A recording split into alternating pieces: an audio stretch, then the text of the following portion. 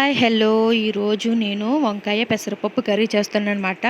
ఇలా కడాయి పెట్టుకుని ఆయిల్ పోసుకుని అందులో ఆవాలు జీలకర్ర అలానే ఉల్లిపాయలు పచ్చిమిరపకాయలు కరివేపాకు కొంచెం అల్లం వెల్లుల్లిపాయ ఇవన్నీ వేసుకుని బాగా ఫ్రై చేసుకున్నాను. ఫ్రై అయిన తర్వాత పెసరపప్పును కూడా వేసి 2-3 నిమిషాలు అయితే ఫ్రై చేశాను. ఇలా ఫ్రై అయిన తర్వాత వంకాయ ముక్కలు కొంచెం ఉప్పు వేసుకుని 5 నిమిషాలు అయితే ఆయిల్ బాగా ఫ్రై చేశాను. ఇలా ఫ్రై అయిన తర్వాత ఇందులో మసాలాలన్నీ వేసాను. ధనియాల పొడి, కారం, పసుపు, ఉప్పు ఇవన్నీ వేసుకుని టమాటాలు కూడా వేసుకుని బాగా మగ్గనిచ్చానమాట. ఇలా మగ్గిన తర్వాత కొంచెం ఇంగు కూడా వేసాను. ఇంగు వేసిన తర్వాత కొంచెం ఒక గ్లాస్ వాటర్ పోసి అలానే కడాయి మీద మూత పెట్టి ఒక గ్లాస్ వాటర్ కూడా వేసాను. అంటే ఒకవేళ నీళ్ళు తక్కువైతే వేడి వాటర్ వేసినాం.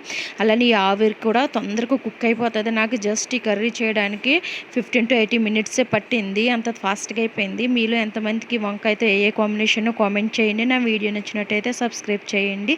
ఇంకా మంచి వీడియోస్ మీ ముందుకు తీసుకొస్తాను. బాయ్.